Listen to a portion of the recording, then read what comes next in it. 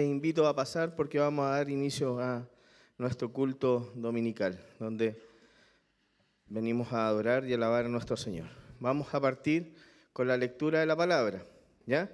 Esta semana nos toca continuar con el libro de Génesis, el capítulo 37. Así que, denme un segundo.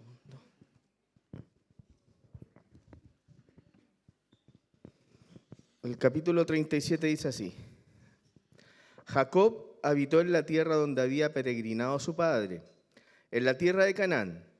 Esta es la historia de las generaciones de Jacob.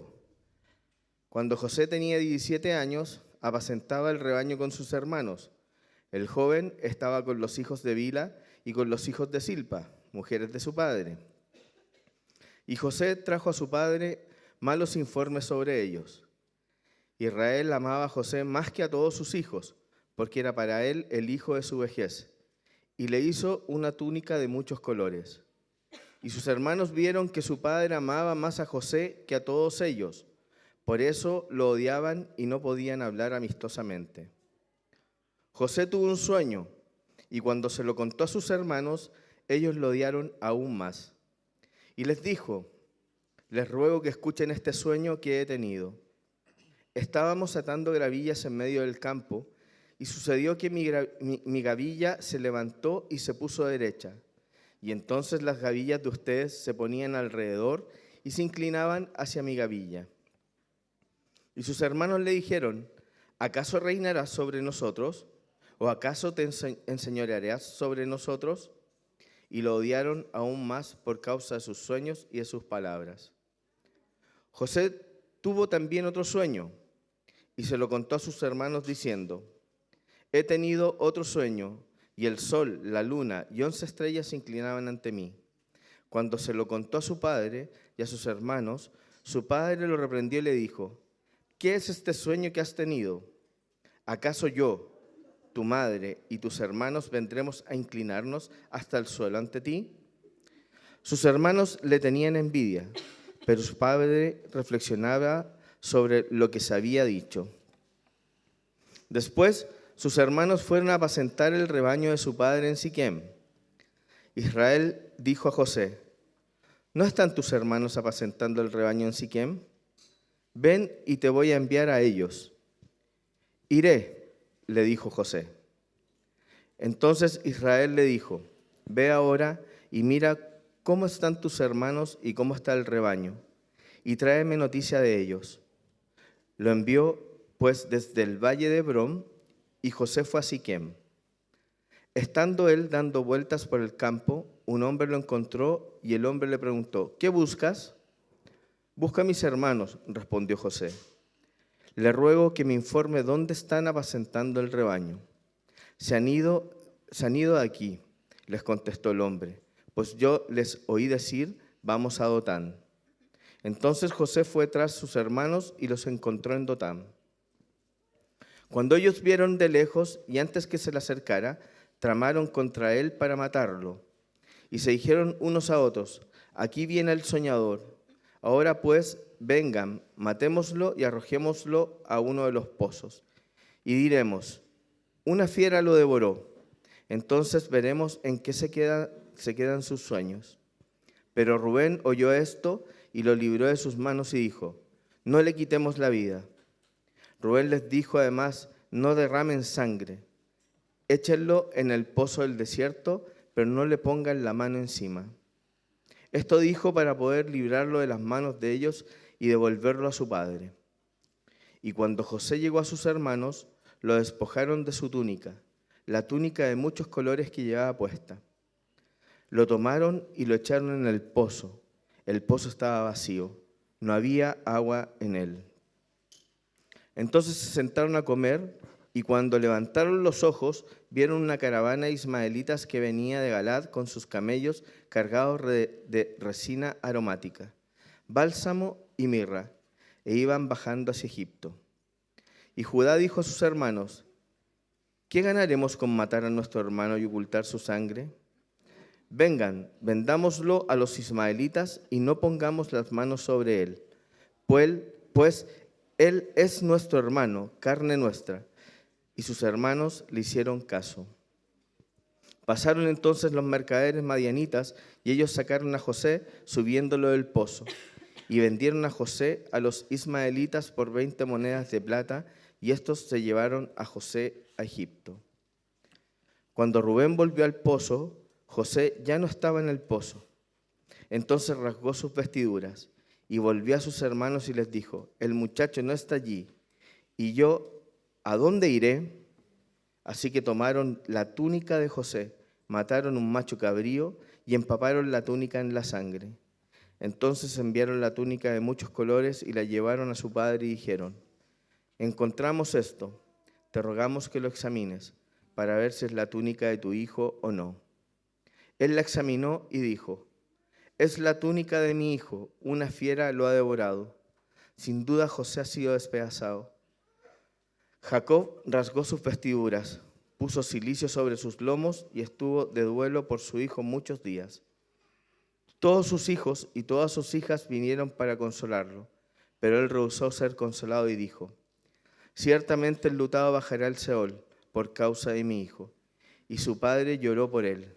Mientras tanto, los madianitas lo vendieron a Egipto, a Potifar, oficial de Faraón, capitán de la guardia. Aquí ya comienza la historia de qué ocurrió con ese pueblo y también cómo la preferencia por un hijo puede causar tanto daño en lo otro. Entonces, de eso también tenemos que tomarnos nosotros y cuidarlo. Los invito a ponerse en pie, hermanos, para que oremos y partamos con nuestra alabanza. Inclinemos nuestros rostros. Señor Dios, Padre amado, gracias por permitirnos poder llegar y tomar tu palabra, leerla, Señor, y apropiarla, Señor. Gracias porque nos has dado ese beneficio a nosotros de poder recibirla, leerla, estudiarla y apropiarla, Señor. Te pido, Padre, por el día de hoy, Señor, que todos nuestros corazones de los que estamos acá estén dispuestos a adorarte, a alabarte y a gozarnos en todo lo que se haga para ti, Señor. Este día es tuyo, Padre, y estamos todos aquí para entregar nuestros corazones a tu persona, Señor. Gracias, Señor, por ese amor que nos das, pedirte que traigas a bien a los que vienen en camino y protejas a los que nos pudieran estar. Bendice a nuestros hermanos de alabanza, Señor, que seas tú en ellos, Señor, motivándonos a glorificarte, a adorarte, Señor, con cánticos, Señor, y pedirte también, Padre, que quien nos va a predicar, seas tú en él, Señor, y que todo lo que salga de él, Señor, nosotros lo apropiemos porque es tu santa palabra. Gracias, Señor, por el amor que nos tienes, y ahora, Señor, que todo lo que se haga hoy sea para tu gloria, Señor. Y todo esto, Padre, lo haremos para la glorificación de tu Hijo, tu amado Hijo Jesucristo. Amén, mi Padre amado. Amén, Señor.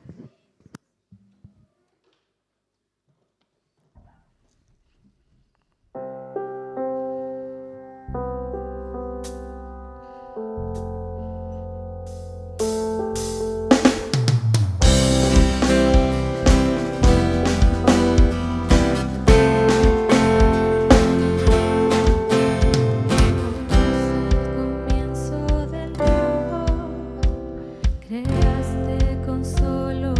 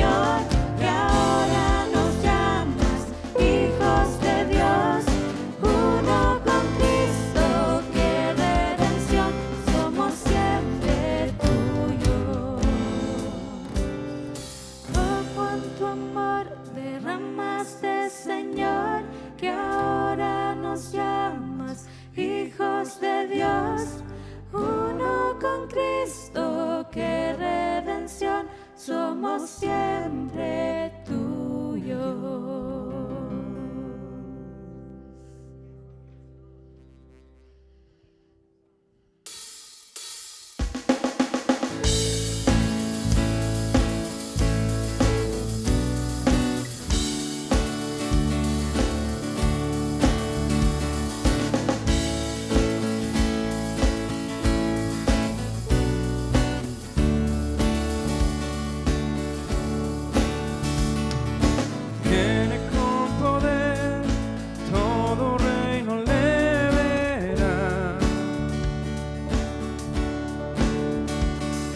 Cadenas romperá y todos le adorarán.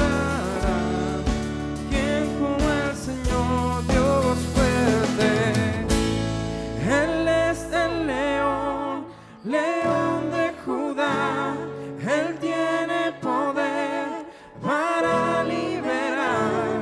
Todos se posarán ante él. Él es el Cordero, su sangre en la cruz borró mi pecado. Todos se postrarán ante el Cordero y el León. Todos se postrarán ante él.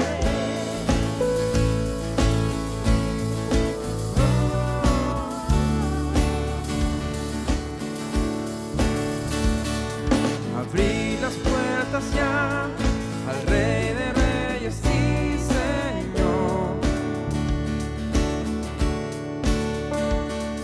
el Dios de salvación vino a darnos libertad. ¿Quién como el Señor Dios fuerte? Él es el león, león de Judá. Él tiene el poder para liberar. Todos se postrarán ante él. Él es el Cordero, Cordero inmolado. Su sangre en la cruz borró mi pecado. Todos se postrarán ante el Cordero y el León. Todos se postrarán ante él.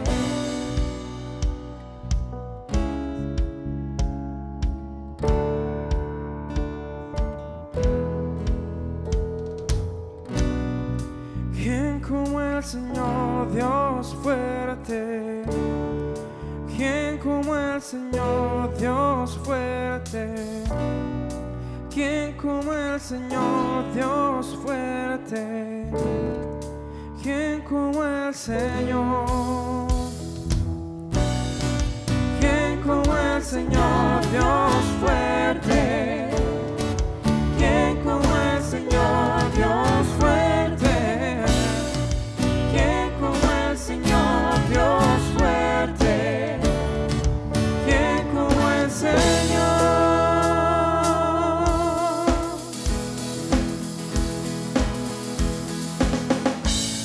Él es el león, león de Judá.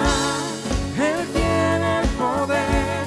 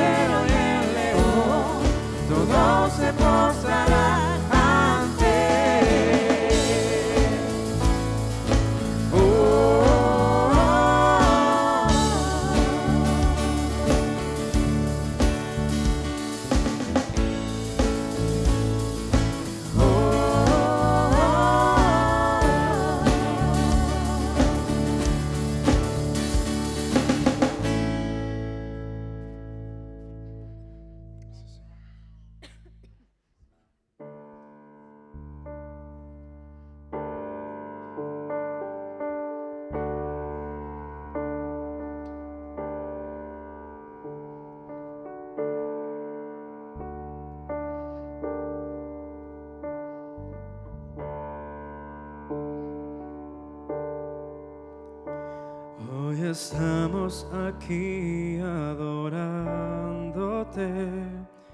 cantándote a ti, mi gran Señor. Quiero subir a tu monte santo y verte ahí, mi único Rey.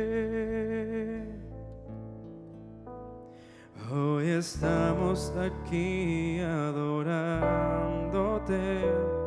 cantándote a ti, mi gran Señor. Quiero subir a tu monte santo y verte ahí, mi único Rey. Te alabamos, Señor, con el corazón, y rindo mi ser ante ti, oh gran Señor. Hoy te damos poderoso Señor, solo a ti, mi único Señor.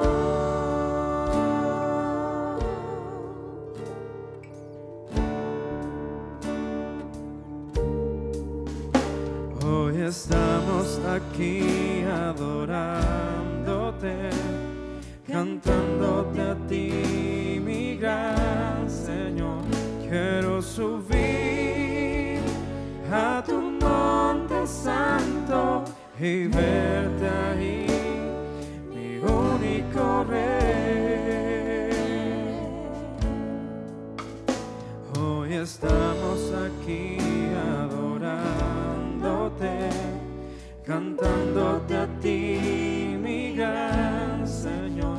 Quiero subir a tu monte santo y verte ahí, mi único Rey. Te alabamos, Señor, con el corazón, y rindo mi ser ante ti, oh gran Señor. Hoy te damos poderoso Señor,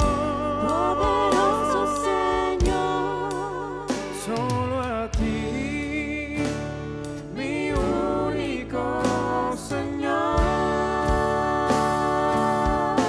Te alabamos, Señor,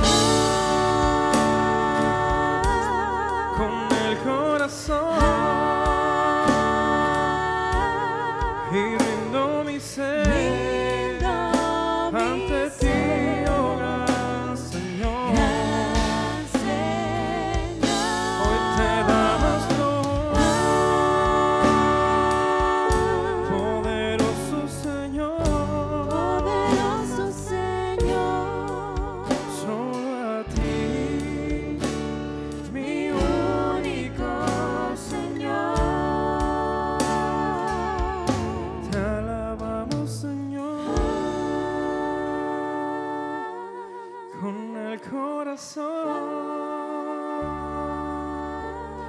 y rindo mi ser ante ti, oh gran Señor. Hoy te damos poderoso Señor, solo a ti, mi único Señor, solo a ti, mi único Señor, solo a ti, mi único Señor.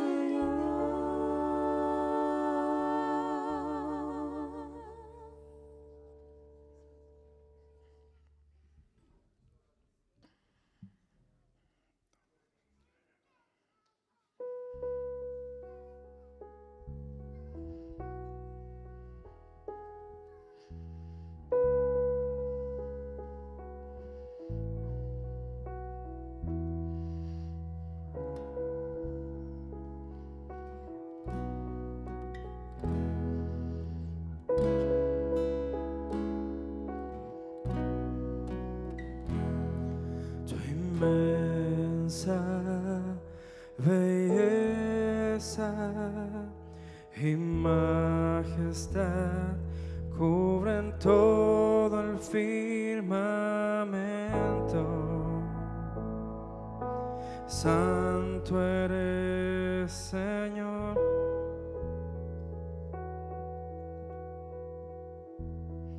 Exaltado sobre todo, los cielos no encierran tu presencia. Santo eres, Señor.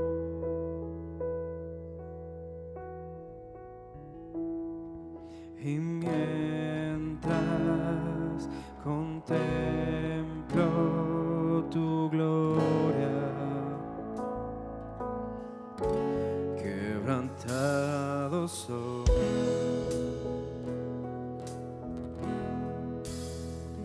y me postro a tus pies, yo me postro a tus pies, y me postro a tus pies, pues eres mi Dios. Oh.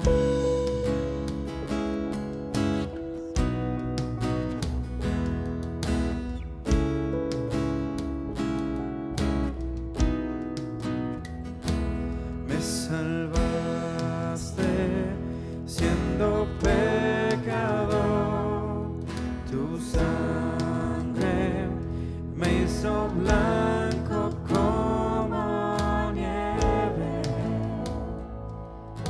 Te amo, mi Señor.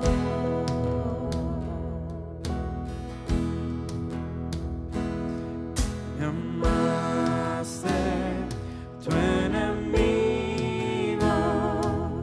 tu gracia, mi corazón ganó por siempre. Te amo, mi Señor.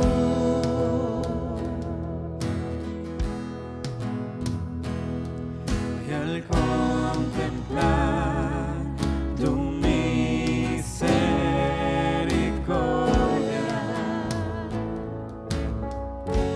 quebrantado soy,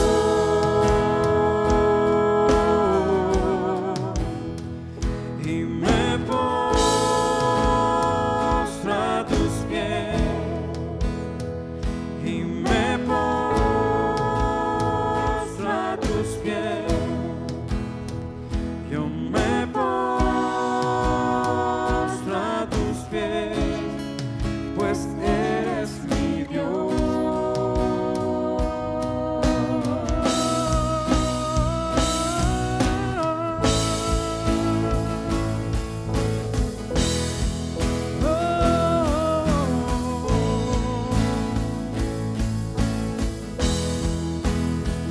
Nos postramos ante ti, nos humillamos a tus pies, a tus pies, a tus pies.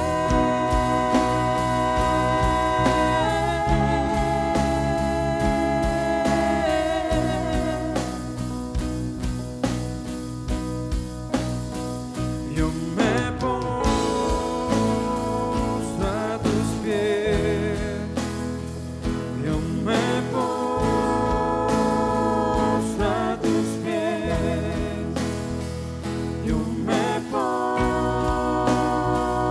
a tus pies, pues eres mi Dios.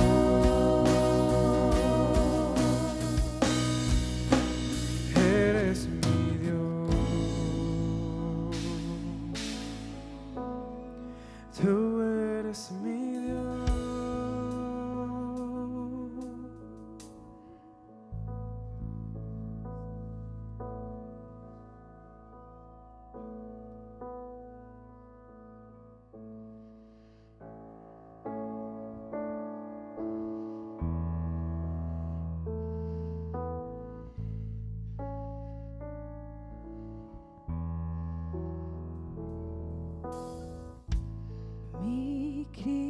Cristo, mi Rey.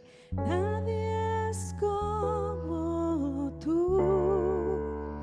Toda mi vida quiero exaltar las maravillas de tu amor. Consuelo, refugio, torre de fuerza y poder, todo mi ser, lo que yo soy, nunca cese de adorar.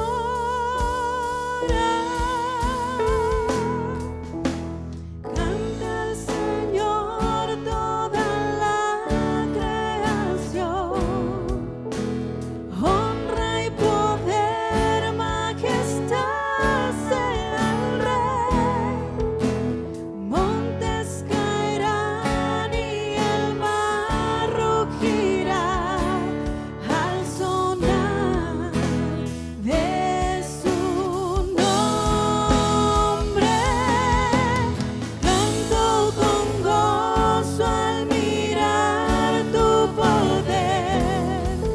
Por siempre yo te amaré y diré: incomparables promesas me das, Señor.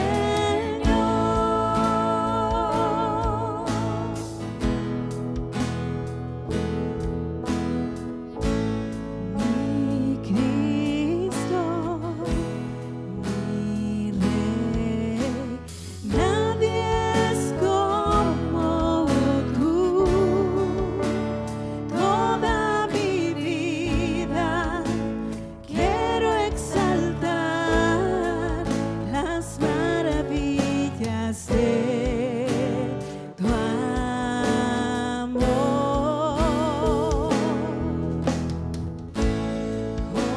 Consuelo, refugio, torre de fuerza y poder, todo mi ser, lo que yo soy, nunca cese de adorar. Canta al Señor toda la creación, honra y poder, majestad sea el Rey. Montes caerán y el mar rugirá al sonar de su nombre. Canto con gozo al mirar tu poder. Por siempre yo te amaré y diré: incomparables promesas me das. Cante al Señor toda la creación, honra y poder, majestad sea el Rey. Montes caerán y el mar rugirá al sonar de su nombre. Canto con gozo al mirar tu poder. Por siempre yo te amaré y diré: incomparables promesas me das. Incomparables promesas me das. Incomparables promesas me das, Señor.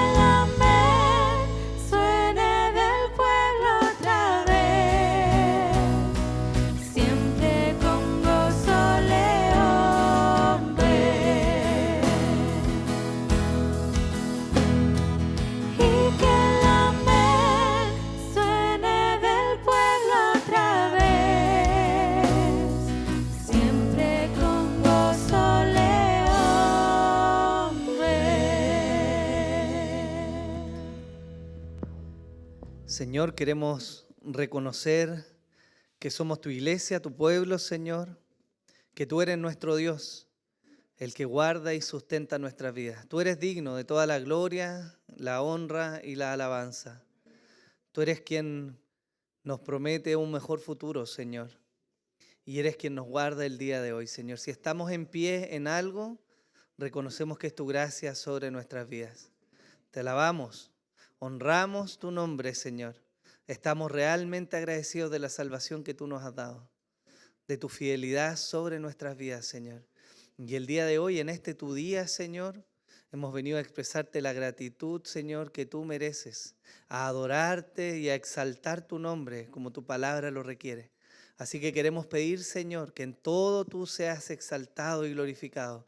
Te pedimos, Señor, por nuestros hijos, para que les bendigas, Señor, y tú puedas obrar salvación en sus corazones, Señor.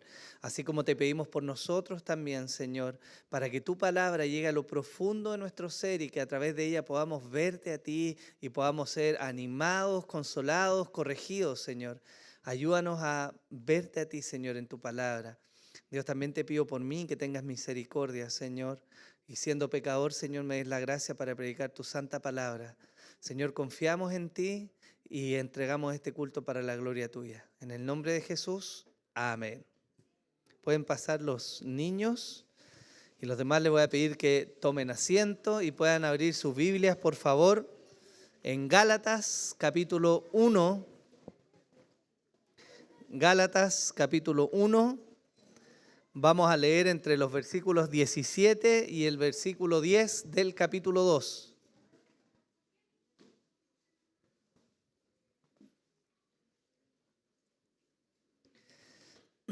Gálatas capítulo 1, versículo 17 hasta el capítulo 2, versículo 10. ¿Lo tiene?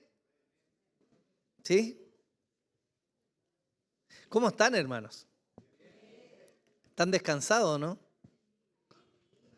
¿O llegaron en 18? Bien. Gracias al Señor por el tiempo que nos da de descanso también, ¿no? Bien, ¿tiene la palabra del Señor? Bien, dice así la Escritura: ni subí a Jerusalén a los que eran apóstoles antes que yo, sino que fui a Arabia y regresé otra vez a Damasco. Entonces, 3 años después, subí a Jerusalén para conocer a Pedro y estuve con él 15 días, pero no vi a ningún otro de los apóstoles, sino a Jacobo, el hermano del Señor. En lo que os escribo os aseguro delante de Dios que no miento. Después fui a las regiones de Siria y Cilicia, pero todavía no era conocido en persona de las iglesias de Judea que eran en Cristo, sino que solo oían decir: el que en otro tiempo nos perseguía, ahora predica la fe que en un tiempo quería destruir. Y glorificaban a Dios por causa de mí. Entonces, después de 14 años, subí otra vez a Jerusalén con Bernabé, llevando también a Tito. Subí por causa de una revelación y les presenté el evangelio que predico entre los gentiles, pero lo hice en privado a los que tenían alta reputación, para cerciorarme de que no corría ni había corrido en vano. Pero ni aun Tito, que estaba conmigo, fue obligado a circuncidarse, aunque era griego. Y esto fue por causa de los falsos hermanos introducidos secretamente, que se habían infiltrado para espiar la libertad que tenemos en Cristo Jesús, a fin de someternos a esclavitud, a los cuales ni por un momento cedimos, para no someternos, a fin de que la verdad del Evangelio permanezca con vosotros. Y de aquellos que tenían reputación de ser algo, lo que eran, nada me importa. Dios no hace acepción de personas. Pues bien, los que tenían reputación nada me enseñaron, sino al contrario, al ver que se me había encomendado el evangelio a los de la incircuncisión, así como Pedro lo había sido a los de la circuncisión, porque aquel que obró eficazmente para con Pedro en su apostolado a los de la circuncisión, también obró eficazmente para conmigo en mi apostolado a los gentiles. Y al reconocer la gracia que se me había dado, Jacobo, Pedro y Juan, que eran considerados como columnas, nos dieron a mí y a Bernabé la diestra de compañerismo, para que nosotros fuéramos a los gentiles y ellos a los de la circuncisión. Solo nos pidieron que nos acordáramos de los pobres, lo mismo que yo estaba también deseoso de hacer. Amén. Llegamos a este punto del libro de Gálatas, de la carta que el apóstol envía a los hermanos en Galacia, luego de que él presente al inicio su saludo y pase rápidamente a exponer el tenor de la carta. Esto es, exhortar a los hermanos y mostrarles que estaban siendo seducidos, que se estaban deslizando de aquel que los había llamado, que estaban abandonando la gracia del evangelio verdadero en pos de hombres que estaban infiltrados entre sus filas y que buscaban añadir algo más al evangelio. El apóstol se levanta en duros términos para reprender y exhortar a los hermanos y mostrarles que no hay cosa como un evangelio más algo. No hay un evangelio adulterado. En realidad, Gálatas 1:8 lo dice con toda claridad. No hay otro evangelio. Hay solo un evangelio que tiene como distintivo la gracia de Dios. Eso es lo que el apóstol ha venido mostrando al inicio de su carta. Pero justo luego después de que el apóstol les muestra que no hay otro evangelio y explica el tenor de su carta, él entonces pasa a defender su apostolado y el mensaje que él estaba predicando. Lo que nosotros vemos entre las líneas de la carta es que había un grupo de falsos hermanos infiltrados en las iglesias de Galacia que lo que estaba haciendo era desacreditar a Pablo como apóstol y por consecuencia desacreditar el mensaje que Pablo estaba predicando. Por lo tanto, como lo hace de manera similar cuando escribe a los hermanos en Corinto, Pablo tiene que pasar a defender ahora su apostolado, no por su orgullo, no por defenderse a sí mismo, sino porque la estrategia que estaban usando estos falsos hermanos era desacreditar el llamado de Pablo. Entonces, si se recuerdan bien lo que vimos en el sermón anterior, tiene que ver con cómo Pablo defiende la divinidad del mensaje que él ha recibido. Él claramente expone este evangelio que yo predico, no lo recibí de hombre alguno. Se me fue dado por revelación, ¿cierto? Y él testifica cómo Jesús mismo se encontró con él y él recibió el mensaje. Lo que vemos ahora, entonces, es una sección en la cual el apóstol va a presentar distintos argumentos de cara a los hermanos de Galacia para mostrarles que en realidad su apostolado y su mensaje tienen un origen divino y no de hombres. Eso es lo que vamos a exponer el día de hoy. Y esto, más allá de una defensa del apostolado de Pablo, nos va a presentar algunos principios que son relevantes para nosotros el día de hoy y que nos deben llevar a reflexionar en la forma en que nosotros hacemos la vida de iglesia. ¿Me sigue hasta acá? Perfecto. Bien, entonces si nosotros vamos a mirar este texto que acabamos de leer, nosotros nos vamos a dar cuenta fácilmente que hay 4 secciones o 4 divisiones o tiempos que el apóstol marca en su mensaje. El primero de ellos, en el versículo 17, se nos presenta que justo después de su conversión, Pablo viajó a Arabia y a Damasco, la parte norte de Judea, si nosotros miramos el mapa, y él predicó el mensaje del evangelio. Entre los versículos 18 y 20 se nos presenta otra sección, que es la primera visita del apóstol a Jerusalén, donde se reúne, dice, con el apóstol Pedro por 15 días. Después de eso tenemos una salida apresurada, donde Pablo visita Siria y Cilicia. Ahí se encuentra Tarso, la ciudad natal del apóstol, y él también predica el evangelio ahí. Y finalmente tenemos otra sección, que es lo que abarca los primeros 10 versículos del capítulo 2, donde se nos muestra ya con más detalle lo que ocurrió cuando el apóstol, después de muchos años, subió de nuevo a Jerusalén y ahí él sí se encontró con los otros apóstoles y él explicó el mensaje del evangelio. Ahora, ¿qué es importante mirar de todo esto? Bueno, evidentemente todo es importante, pero hay cosas que resaltan. 2 aspectos son muy relevantes en la primera sección del texto. Uno de ellos es lo que Pablo hizo precisamente después de ser llamado por el Señor. Es notorio en el texto que apenas el apóstol es llamado por Jesús, él se levanta y comienza a predicar el evangelio. Y esto es importante para la defensa que él está presentando ante los Gálatas, porque si la premisa es que su evangelio y su apostolado son de hombres, es decir, él mismo se llamó, o hubo otro que lo llamó y entonces le quita legitimidad a su mensaje, ¿ya?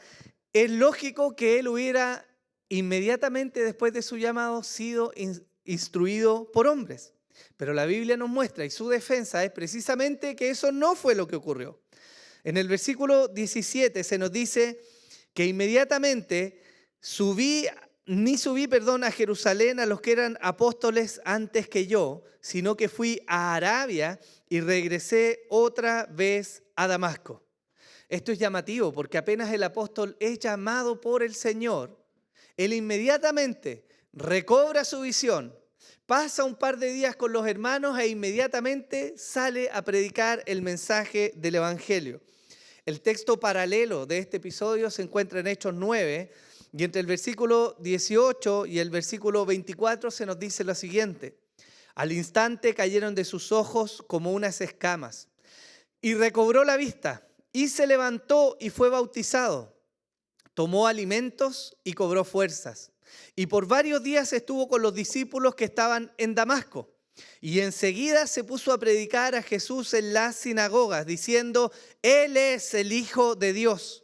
Y todos los que lo escuchaban estaban asombrados y decían, ¿no es este el que en Jerusalén destruía a los que invocaban este nombre? Y el que había venido aquí con este propósito para llevarlos atados ante los principales sacerdotes. Pero Saulo seguía fortaleciéndose y confundiendo a los judíos que habitaban en Damasco, demostrando que este Jesús es el Cristo.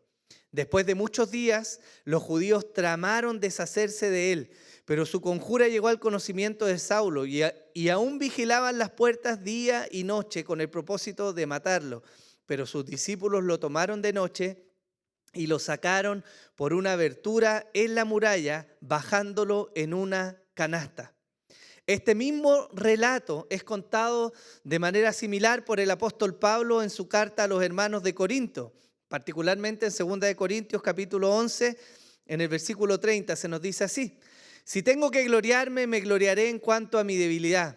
El Dios y Padre del Señor Jesús, el cual es bendito para siempre, sabe que no miento. En Damasco, el gobernador bajo el rey Aretas vigilaba la ciudad de los damasenos con el fin de prenderme, pero me bajaron en un cesto por una ventana en la muralla y así escapé de sus manos. Hermanos, ¿por qué les leo esto? ¿Qué nos muestra todo esto? Nos muestra que la labor ministerial del apóstol Pablo comenzó inmediatamente luego de su conversión. Él no esperó el ser instruido. Y aunque la Biblia nos dice que él pasó algunos días con los hermanos, es difícil pensar que esa influencia le entregó la totalidad del mensaje apostólico. Al contrario, él está dejando en evidencia delante de los Gálatas, mostrándoles que hay testigos vivos al día de que él escribe, que él comenzó a predicar el evangelio inmediatamente luego de su conversión. Hay dos implicaciones importantes de esto.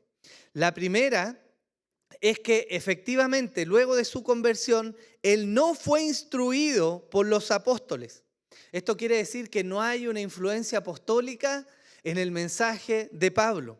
La segunda implicancia es que dado que él no fue instruido por los apóstoles, entonces el relato que circulaba entre los hermanos de Galacia, que aparentemente decía que la decisión de no circuncidar venía de quebrar la enseñanza apostólica, no tiene lugar. Es decir, con lo que Pablo lo que está argumentando acá es que no hay una enseñanza apostólica de la iglesia en Jerusalén que mande a los hermanos a circuncidar a los gentiles. Eso es lo que él está diciendo.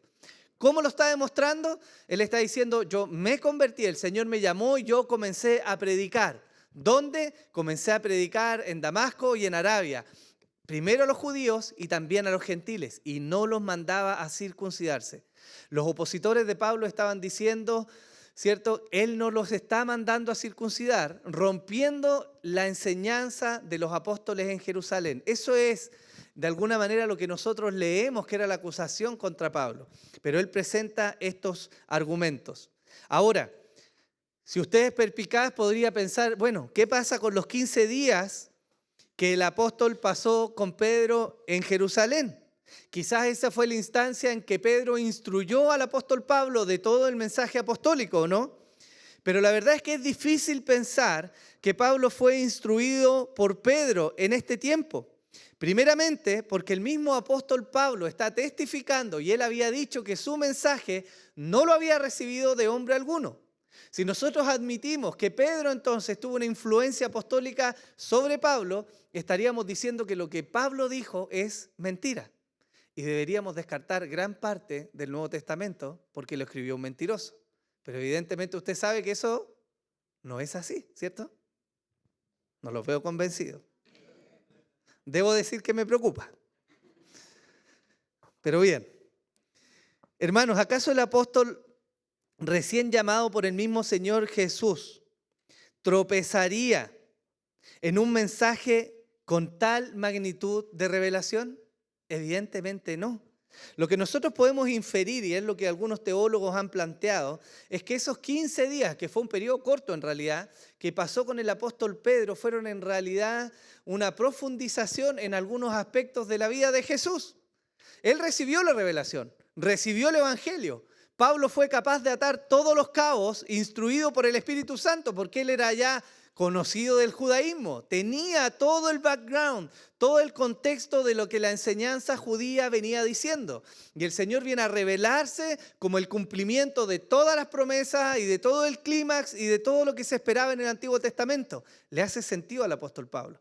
Pero lo que podemos decir que seguramente él profundizó algunos aspectos de la vida y del ministerio terrenal de Jesús, que fue lo que Pedro vivió a diferencia de Pablo. Él recibió la revelación, se encontró con el Señor, tuvo ese entendimiento de la enseñanza, pero él no compartió con Jesús todo el tiempo que Pedro sí compartió con Jesús. Ahora, esa es una de las primeras implicancias.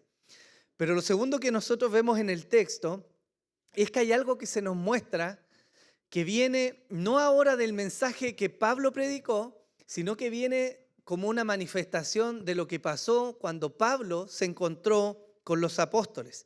Y particularmente hay 5 cosas que yo quiero destacar de este encuentro que el apóstol Pablo tuvo con los apóstoles en su segunda ida a Jerusalén. Lo primero que él testifica es que los apóstoles, después de muchos años que conocieron a Pablo, no obligaron a Tito a circuncidarse. Y eso es muy relevante para el relato. Porque acuérdense ustedes que lo que estaban enseñando estos falsos hermanos en las regiones de Galacia era que Pablo estaba siendo infiel, porque él debía enseñar a los hermanos a circuncidarse, según los opositores, porque era una enseñanza apostólica. Pero Pablo deja claro registro de que esto no es así. En el versículo 1 del capítulo 2 de Gálatas dice así: entonces, después de 14 años, subí otra vez a Jerusalén con Bernabé, llevando también a Tito. Subí por causa de una revelación y les presenté el evangelio que predico entre los gentiles. Pero lo hice en privado a los que tenían alta reputación para cerciorarme de que no había corrido en vano. Pero ni aun Tito, que estaba conmigo, fue obligado a circuncidarse, aunque era griego.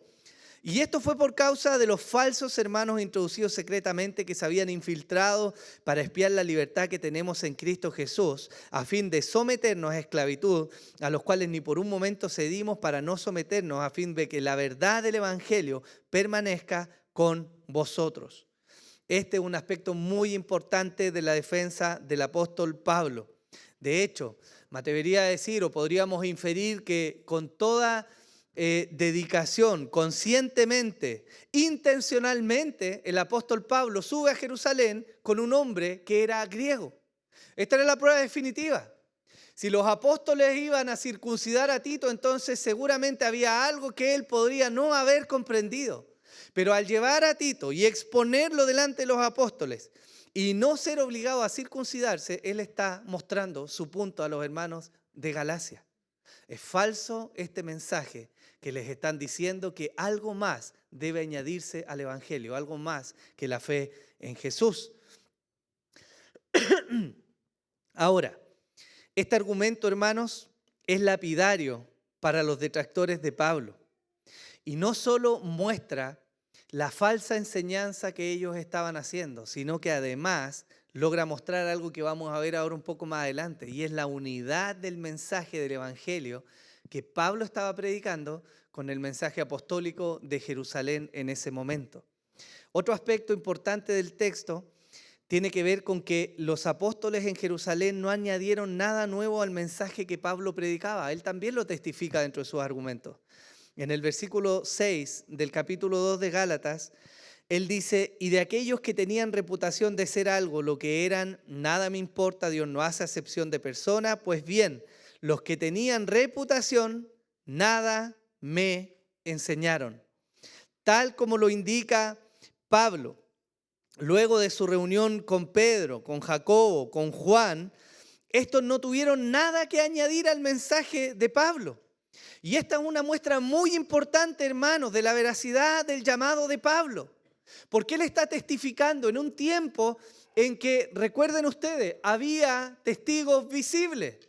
Pablo está entregando los nombres no solo de columnas de la iglesia, no solo de hombres que eran conocidos en la iglesia en ese entonces, sino además de hombres a quienes se les podía ir a preguntar si lo que Pablo estaba diciendo era verdad. Y él está diciendo: ninguno de estos hombres tuvo nada nuevo que añadir al mensaje que yo predicaba. Esto bota el argumento de los detractores de Pablo de que su mensaje venía de los hombres y de que su apostolado venía de los hombres. Es más, el tercer punto que nosotros notamos es que ellos no solo no añadieron nada al mensaje, no solo no mandaron a Tito a circuncidarse, sino que además confirmaron el apostolado de Pablo. ¿Dónde lo dice?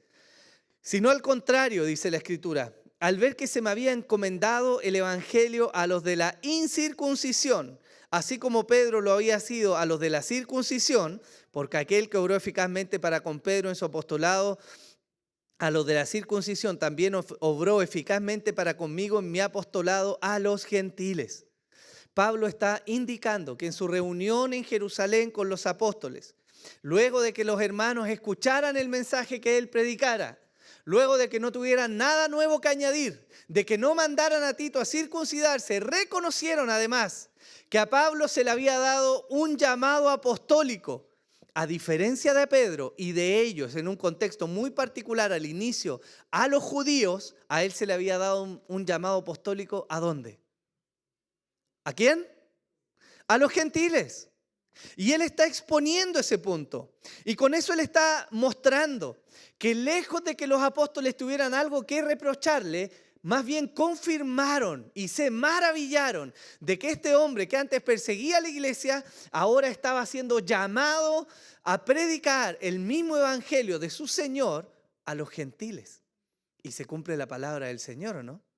¿Se acuerdan cuando él dijo que iban a predicar en Jerusalén, en Judea, en Samaria y hasta los confines de la tierra? ¿Cierto? Ese mensaje se estaba cumpliendo ahora por boca del apóstol Pablo. Y los antiguos, los que habían estado con Jesús, los que compartieron las columnas de la iglesia, reconocieron ese llamado apostólico. Pero hay algo más que nos dice, un cuarto punto, y es que ellos no solo reconocieron el llamado apostólico de Pablo, sino que también reconocieron algo que vino de Dios sobre la vida de Pablo. En el versículo 9, la primera parte del versículo, el apóstol Pablo dice: y al reconocer la gracia que se me había dado. Esto es maravilloso. La actitud de los apóstoles en Jerusalén se presenta como un respaldo a la labor apostólica de Pablo. Ellos están reconociendo que este hombre no simplemente conocía acerca de la ley y del judaísmo.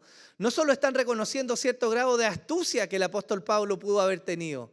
Ellos están reconociendo una gracia divina que reposó sobre la vida de Pablo.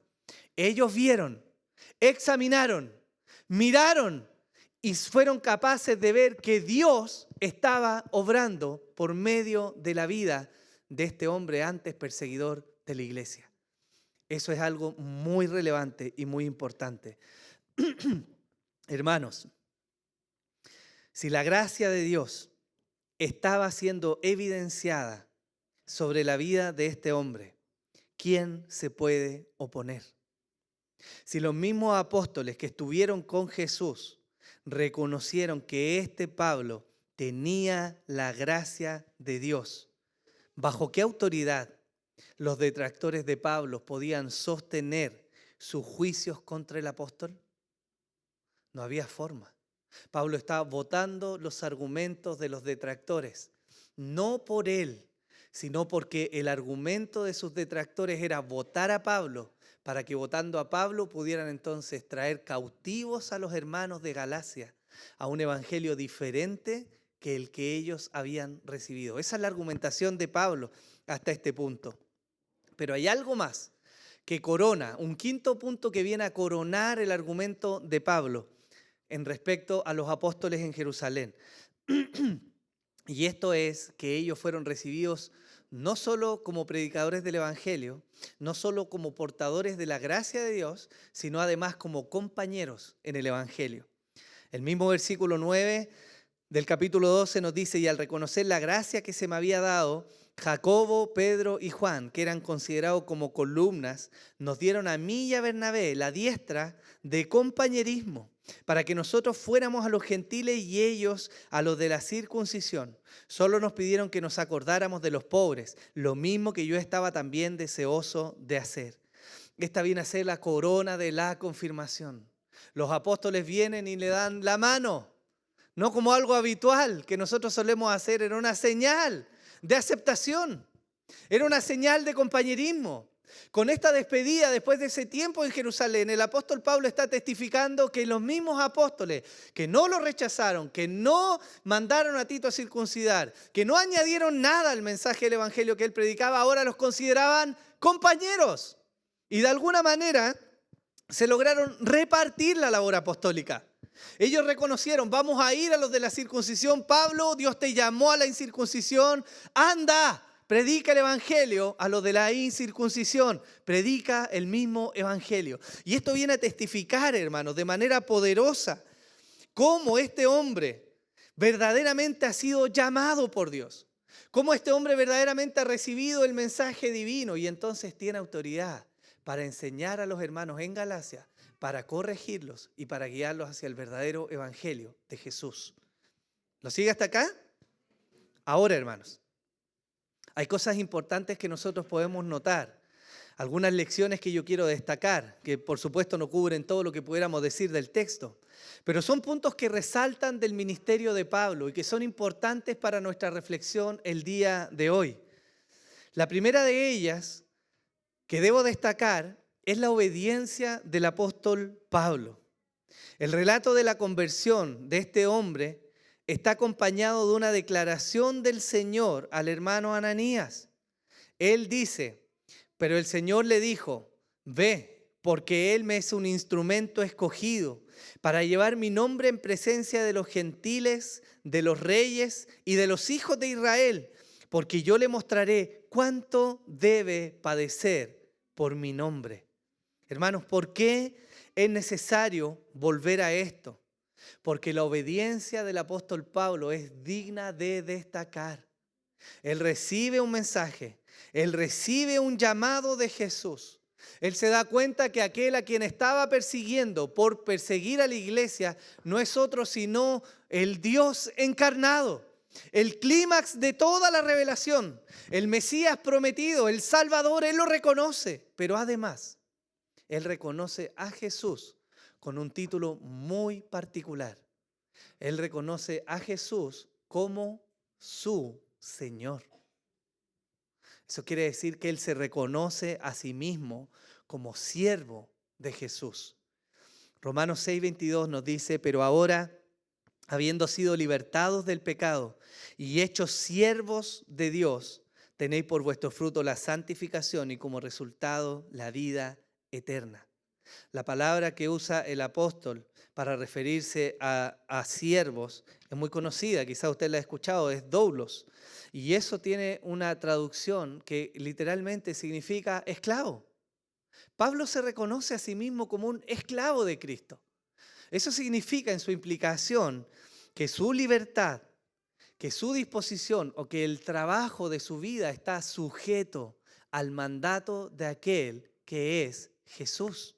Hermanos, si nosotros examinamos esto en la vida de Pablo, vamos a ver que tiene una importancia muy grande.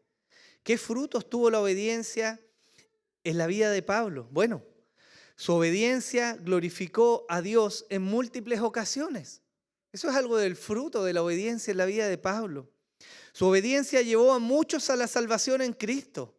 Su obediencia afirmó la fe de muchos hermanos.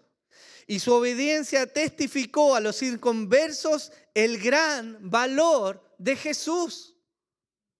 Él se gozó, hermanos, en medio de la persecución. Él se alegró en medio de las aflicciones que vivió. Tenemos un episodio maravilloso que nos relatan las Escrituras, en las cuales Pablo con Silas estaban en el fondo de una cárcel romana.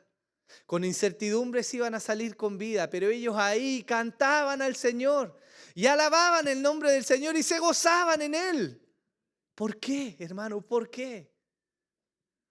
Pablo es el mismo que escribe, hermanos, estad siempre gozosos. ¿Por qué? Porque hay una esperanza a la que han sido llamados. Porque hay un fruto que aguarda a todos aquellos que esperan en el Señor. Porque hay una mejor vida preparada para aquellos que siguen a Cristo. Y a la luz de esa gloria que viene, los sufrimientos actuales, como bien dice el apóstol Pedro también, vienen a ser nada. La obediencia del apóstol fue destacable, no solo por lo que nos habla de su carácter y de su convicción, sino porque su obediencia testificó a muchos del valor que tiene Jesús. Hechos 20, del 22 al 24, nos dice así.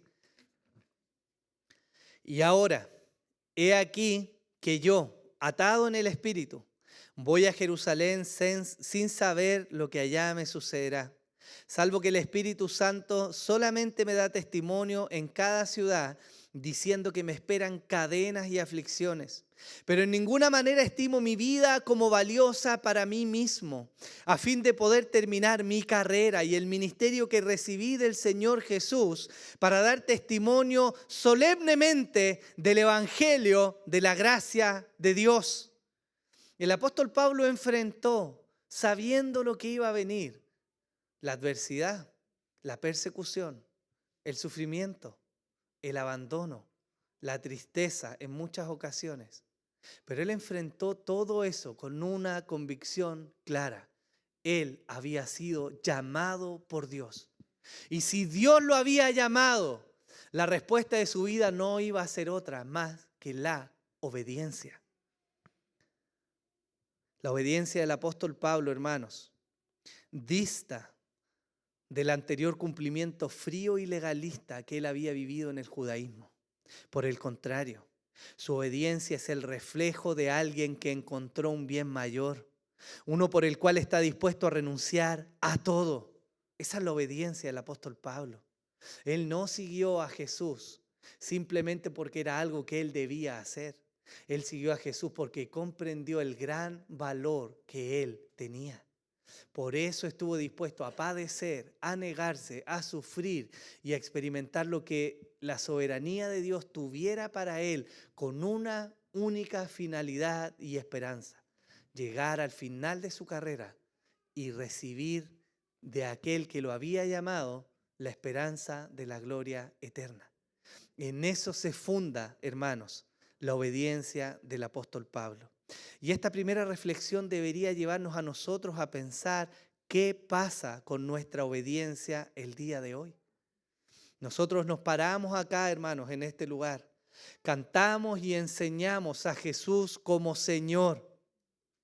Pero en la práctica, ¿realmente Él es Señor sobre nuestras vidas? Eso es algo en lo que tenemos que reflexionar. Porque lejos de vivir una religión vacía, hueca, el fervor, el amor genuino por Cristo debiera llevar a cada cristiano a la obediencia en todos los aspectos que Él demanda, ¿o no? Nuestra obediencia, hermanos, debiera testificar grandemente a hermanos y a inconversos el gran valor que Dios tiene para nosotros. Eso es lo que Pablo hacía. Cuando él se sometía a sí mismo y sometía su cuerpo y se negaba y sufría y padecía y cumplía el llamado ministerial que Dios le había dado, él lo hacía porque sabía cuán valioso era Jesús. Yo les quiero hacer reflexionar hoy día, hermanos, como primer punto, ¿cuál es el valor que Cristo tiene para nosotros el día de hoy? Porque si nosotros le decimos Señor, la consecuencia lógica de aquello es que entonces seamos siervos. Amén. El Señor enseña esto en la antesala de una parábola que nosotros vimos hace no mucho tiempo. Cuando Él va a enseñar la parábola de los 2 cimientos. Antes de enseñar esta parábola, el Señor dice lo siguiente, en Lucas 6:46, ¿por qué me llaman Señor, Señor y no hacen lo que yo digo? ¿No testifica aquello acaso que parece que Jesús no es el Señor de aquellos que le llaman Señor, pero que intencionalmente se apartan de Él? Eso es algo en lo que deberíamos reflexionar. Lo segundo que podemos reflexionar del ministerio del apóstol Pablo es acerca de su humildad. En sus propias palabras, el apóstol demuestra ante los Gálatas las medallas que él tenía en el judaísmo. Él expresa su conocimiento, su celo, el fervor con el cual él seguía la enseñanza de sus padres. Pero él también muestra que a la luz del evangelio de Jesús, eso ya no era valioso. Él había sido llamado por el Señor y no de cualquier manera. Él testifica haberse encontrado directamente con Jesús. Es Él, Jesús, quien confronta a Pablo y le dice, ¿por qué me persigues? Él recibió una revelación particular y de manera muy elevada, me atrevería a decir yo, a muchos hombres en su época. Él recibió un llamado especial del Señor, pero aún así, con toda esa revelación, con todo ese conocimiento y con todo lo que él había podido experimentar, aún así, la Escritura nos dice que él fue a los hermanos en Jerusalén.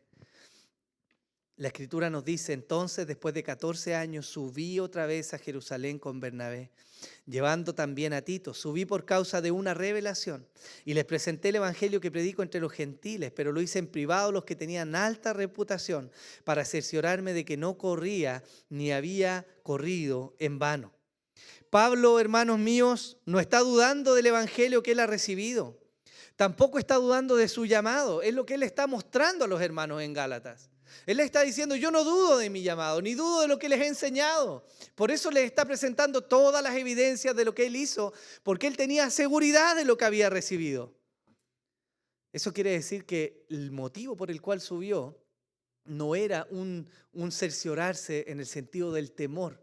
Quizás he pasado muchos años, más de 14 años, predicando un evangelio que quizás no es el evangelio que recibí. Esa no es la postura con la que Pablo sube a Jerusalén. Al contrario, él sube en una actitud de amor, en un propósito de buscar unidad y para evitar que la obra de Dios entre los gentiles se viera afectada.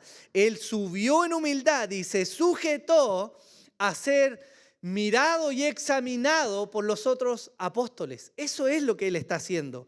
Y eso, hermanos míos, no es otra cosa sino humildad. Con todo y su revelación, con toda la grandeza de lo que Pablo representaba en ese momento, con todas sus medallas, con todas las marcas de ser verdaderamente un apóstol de Cristo, él aún así sube en humildad y se somete a ser mirado y examinado por los otros apóstoles en Jerusalén. Él aprendió bien del Señor Jesús, porque él dijo, tomad mi yugo sobre vosotros y aprended de mí, que soy manso y humilde de corazón, y hallaréis descanso para vuestras almas. Hermanos, la humildad es un factor esencial de la vida cristiana. No puede haber cristianos que permanezcan a lo largo de su vida en una actitud de orgullo, porque el orgullo se contrapone diametralmente a lo que Jesús mismo enseñó. Ese gran texto, ese hermoso poema, esa narración que se nos da en Filipenses 2, que nos muestra la humildad de Jesús, es el llamado también para cada uno de sus hijos. Usted y yo, hermanos, somos llamados profundamente por el Señor a vivir una vida de humildad.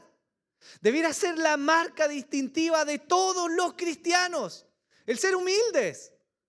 Si el Dios que es creador de todas las cosas, que es soberano sobre todo, se humilló a venir a morar en un cuerpo humano y se sometió bajo su misma creación y murió por manos de esa creación, ¿cuánto más usted y yo? Pero nosotros a veces nos paramos de manera orgullosa, ¿no? Y decimos, ¿y este otro qué me va a venir a enseñar a mí? ¿O no nos pasa a veces en el tenor del matrimonio? ¿Y este qué se cree?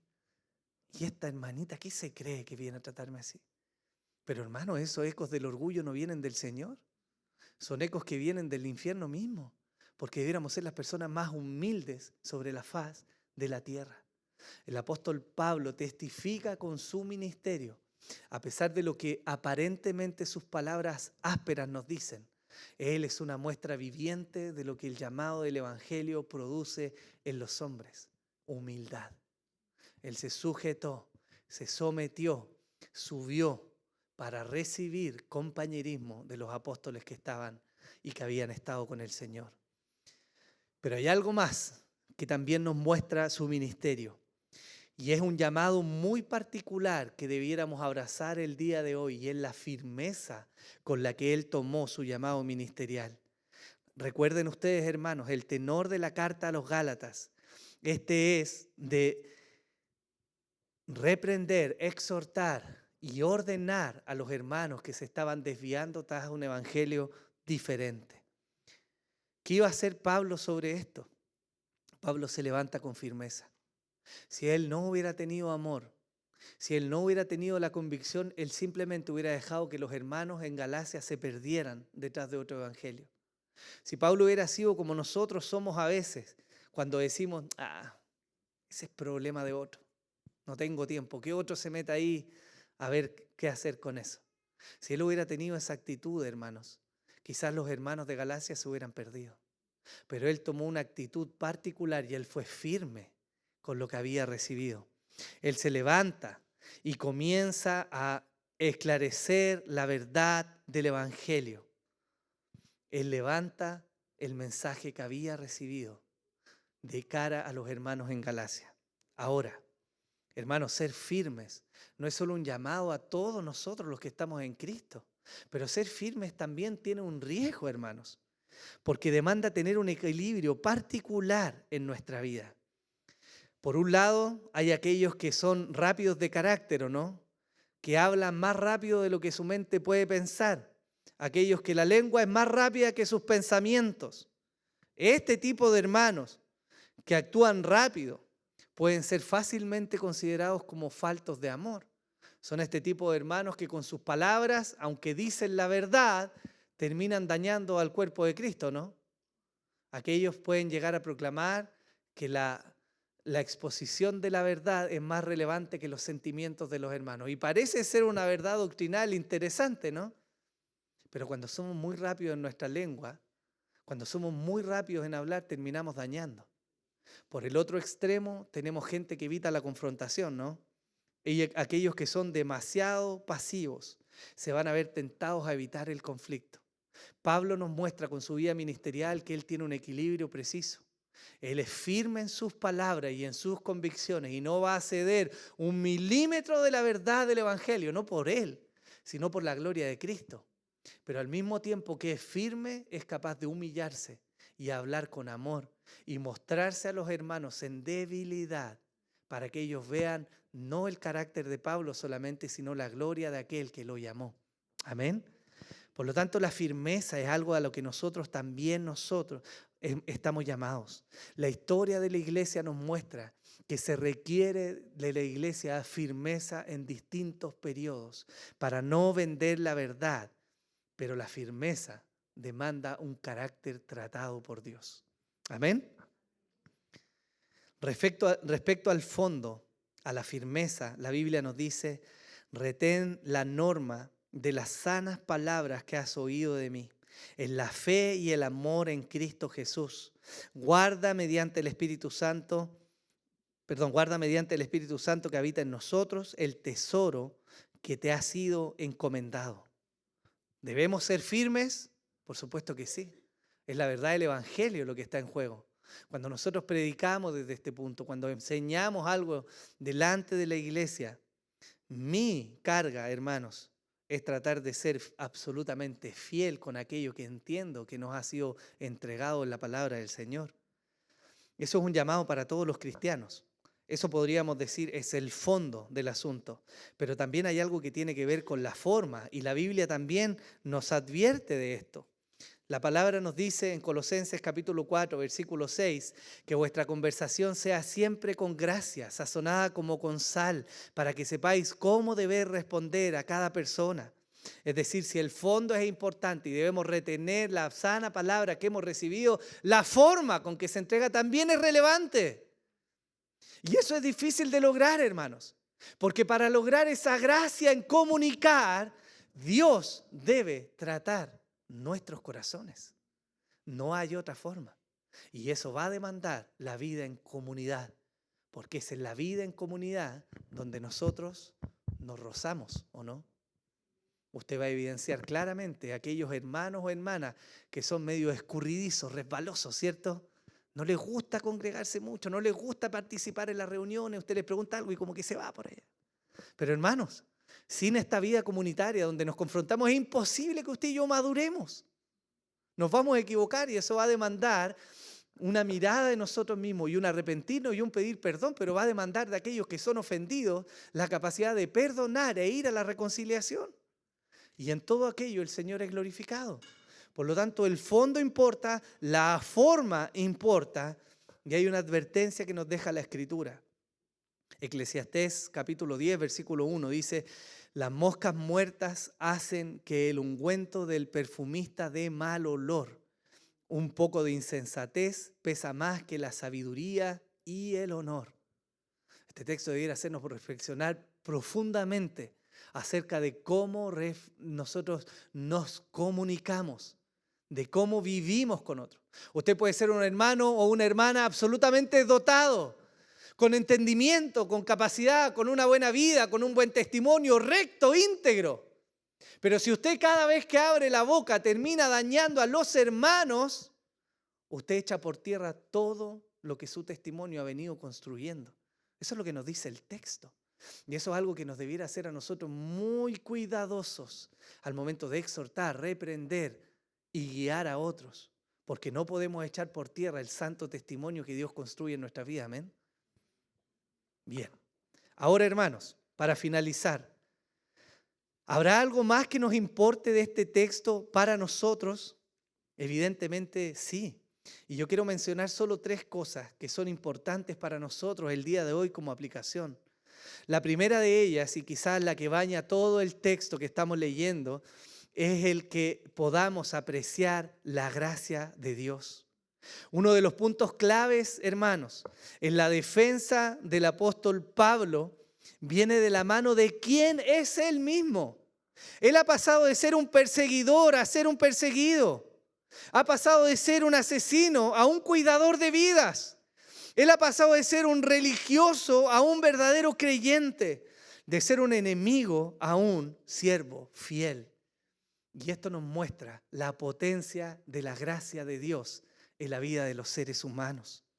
Gálatas 1:15 dice: pero cuando Dios, que me apartó del vientre de mi madre y me llamó por su gracia, es la gracia de Dios, hermanos, lo que logra que este hombre, un perseguidor de la iglesia, un detractor, un asesino, se transforme ahora en un instrumento útil. La gracia de Dios transformó a este león desenfrenado en un tierno gatito de cara a la iglesia, firme en defender la verdad, pero un hombre con un carácter tratado, un hombre que ahora lloraba con los hermanos, un hombre que se dolía por el cuidado de la iglesia, un hombre que se desvelaba orando por las necesidades de sus hermanos, que estaba dispuesto a negarse a sí mismo, a dar todo de él, sus bienes, sus posesiones, aún su salud, porque la gracia de Dios lo había transformado. Hermanos, si nosotros no apreciamos la gracia de Dios, entonces tenemos problemas por delante. Porque cuando no apreciamos la gracia de Dios en nuestras vidas, el orgullo va a ser lo que emane rápidamente. Usted quiere ver a una persona que no entiende bien la gracia de Dios, mire al más o la más orgullosa que usted conozca.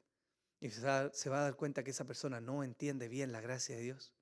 Porque cuando entendemos la gracia, la consecuencia lógica sobre nuestras vidas no es sino el humillarnos delante del Señor.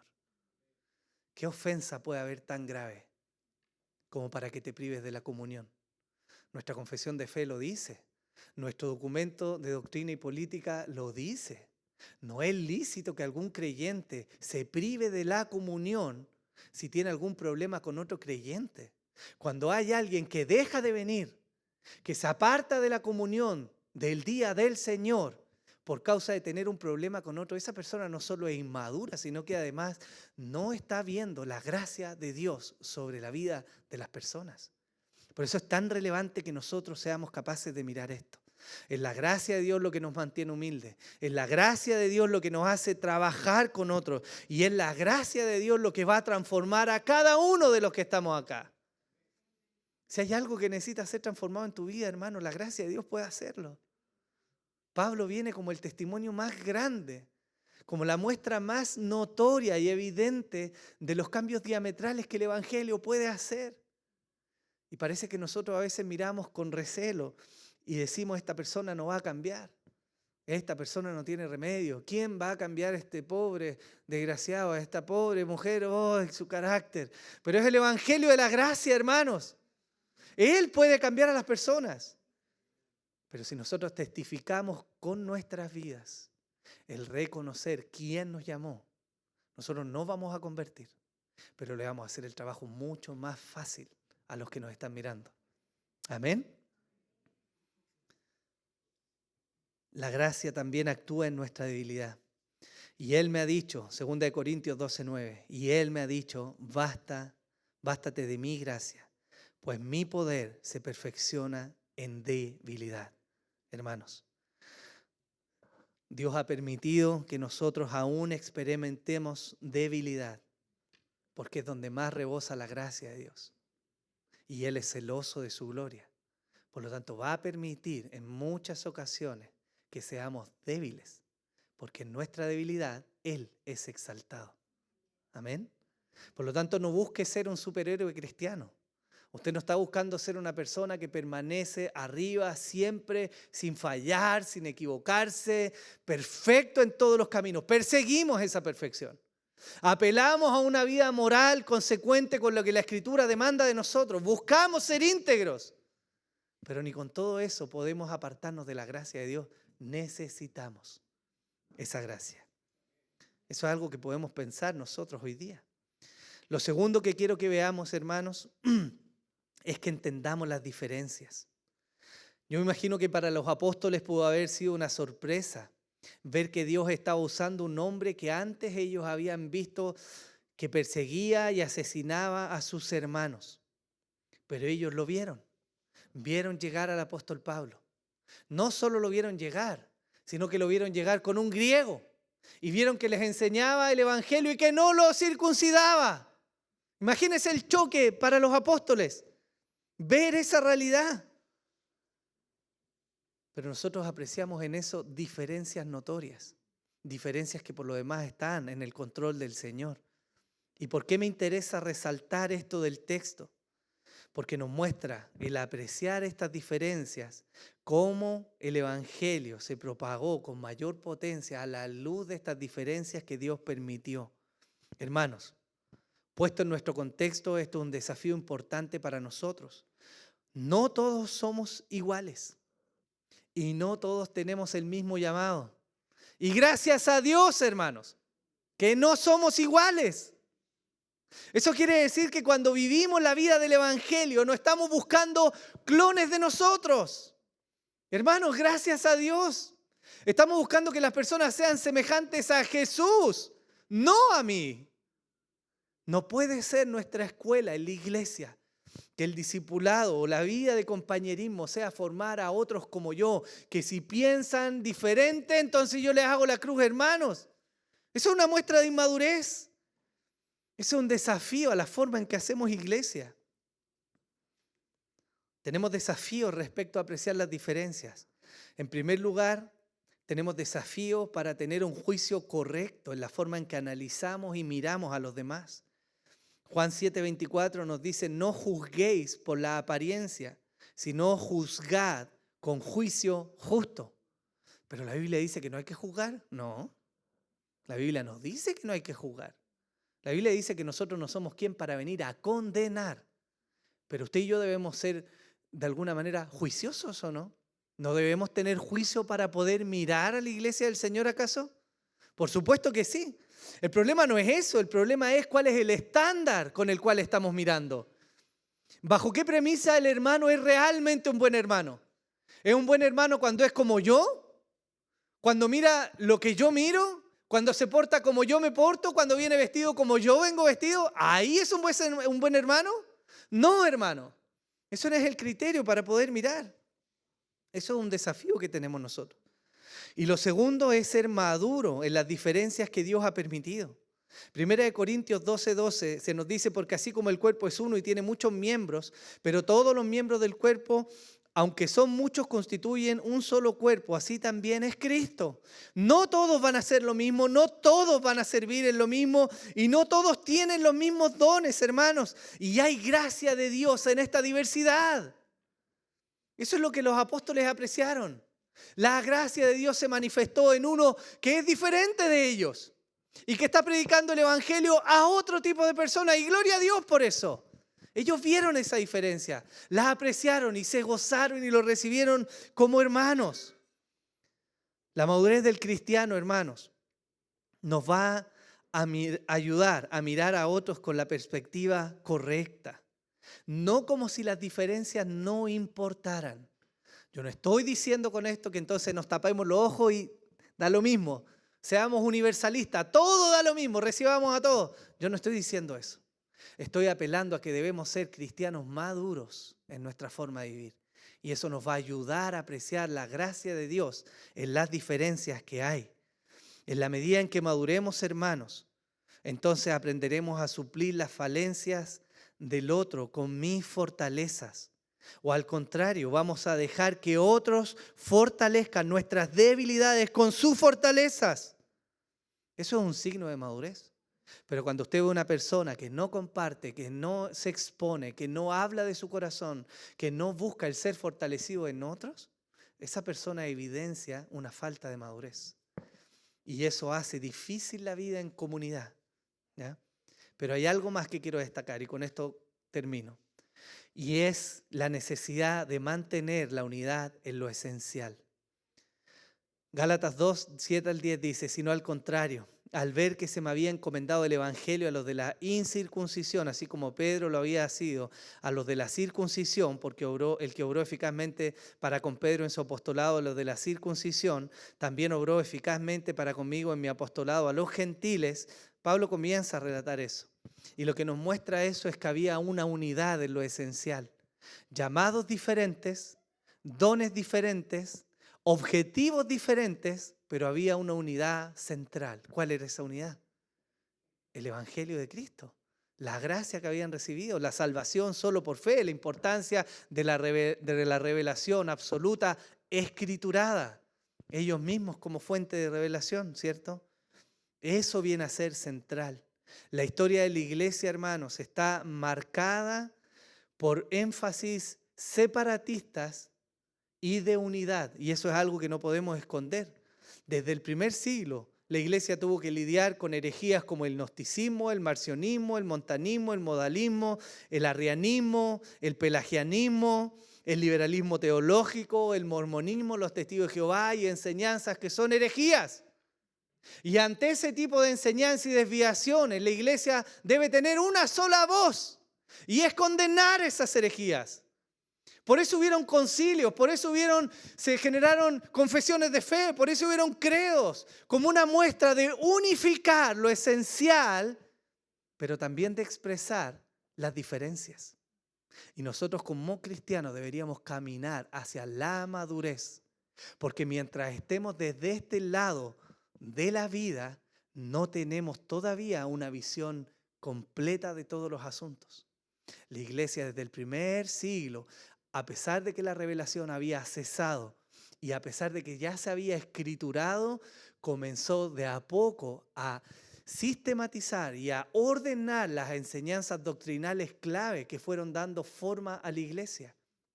Todos ellos creían que Cristo era el Hijo de Dios, Dios eterno, encarnado. Sin embargo, tuvieron que haber debates y tuvieron que levantarse herejías en la historia de la iglesia para que la iglesia verdadera se unificara, testificara de manera más simple cuál es la enseñanza verdadera y entonces desechara la falsa enseñanza. Eso es algo que tiene que darse y no se va a acabar hasta el día en que el Señor vuelva.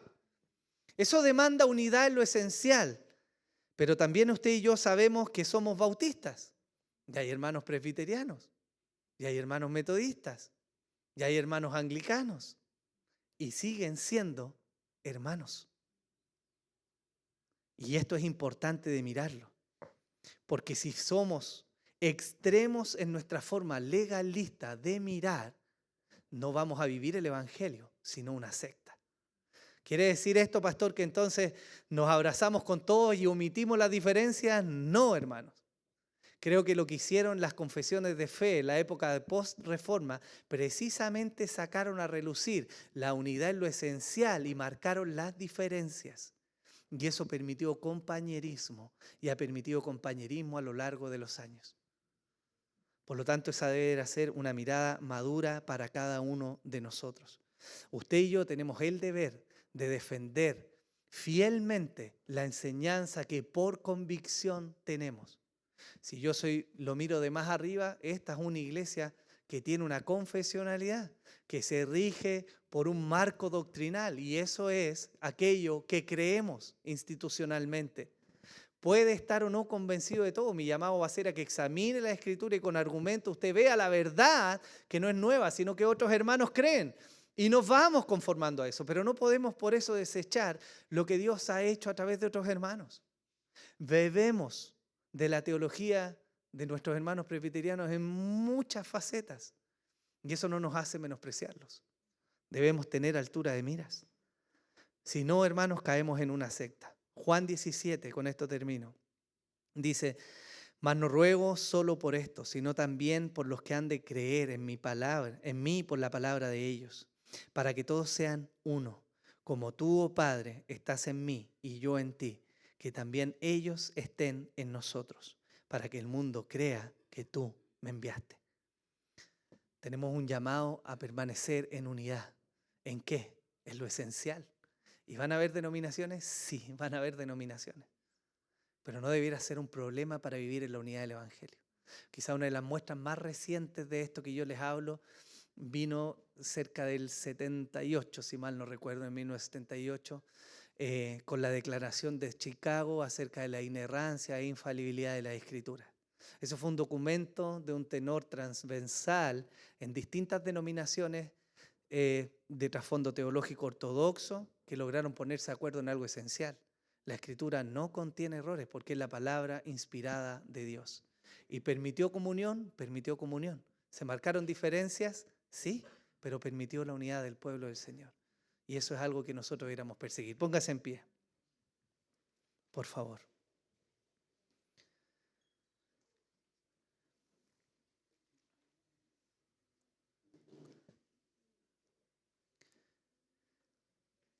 Mi invitación final para el día de hoy, para que usted pueda reflexionar, hermano, es que estamos llamados a caminar hacia la madurez en el Señor. Eso va a demandar que estudiemos, que indaguemos, que miremos nuestro propio corazón.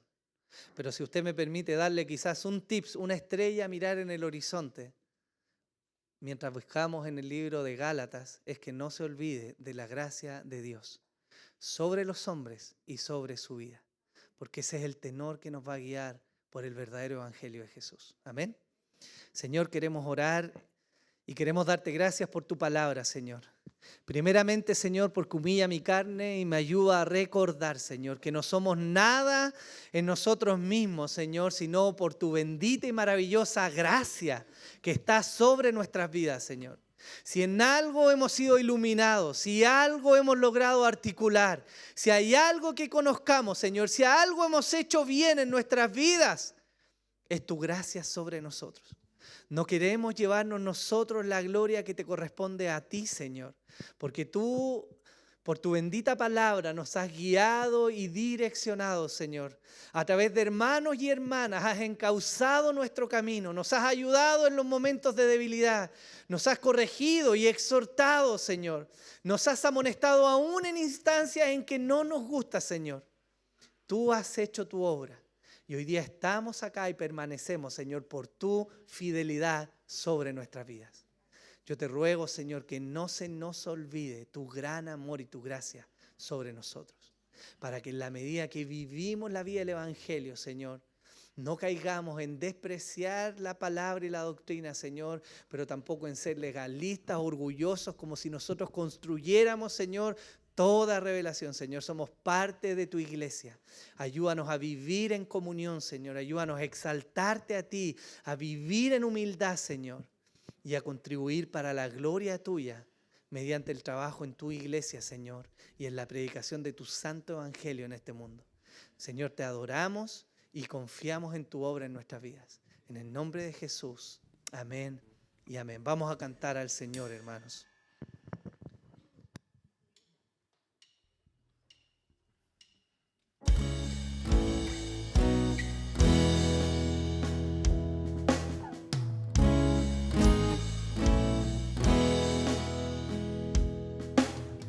Considera que siendo igual a Dios se despojó.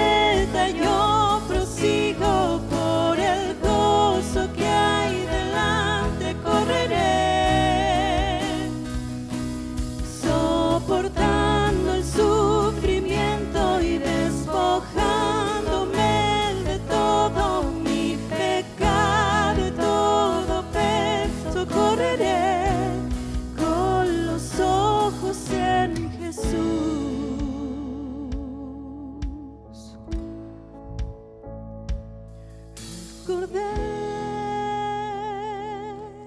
y león, el pecado y la muerte él venció, el mediador, eterna paz, intercede ante el trono celestial. El autor, consumador, mi fe preserva con poder, gracia y amor. El principio y final, por los siglos de los siglos reinará. Con gran nube de testigos a la meta yo prosigo, por el gozo que hay delante correré, soportando el sufrimiento y despojándome de todo mi pecado y todo peso, correré con los ojos en Jesús.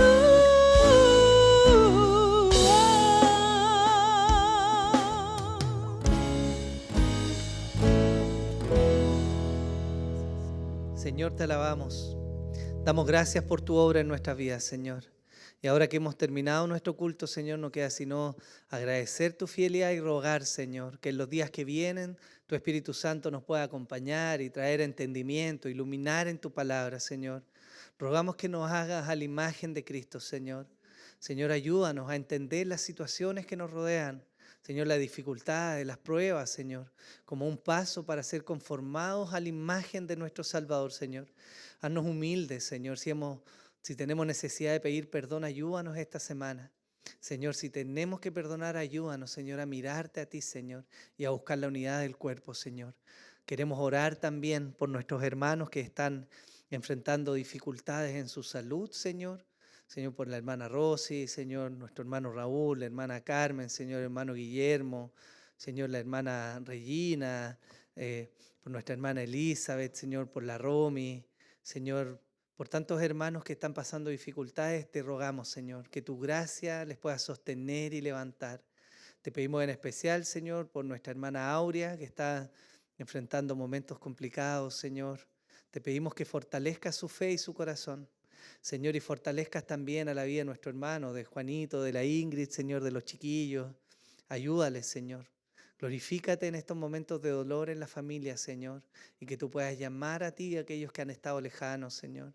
Señor, confiamos en tu obra, Señor. Confiamos en tu poder, Señor, que siga activo, Señor, que puede levantar, sostener y que sobre todas las cosas guarda su iglesia, Señor. Te adoramos, Señor. También yo quiero pedir tu bendición para mis hermanos, Señor, y rogarte, Señor, que les puedas acompañar en esta semana. Bendice a tu iglesia, Señor, acompáñales, guárdales, Señor, sosténles, fortaléceles, líbrales de todo mal, Señor, que tu paz repose sobre sus vidas, Señor, y que puedan ser cada día más conforme a la imagen de tu Hijo, Señor. Te adoramos, te damos gracias por este culto, Señor, y dedicamos lo que queda de este día también para la gloria tuya, Señor. En el nombre de Jesús, amén y amén. Hermanos,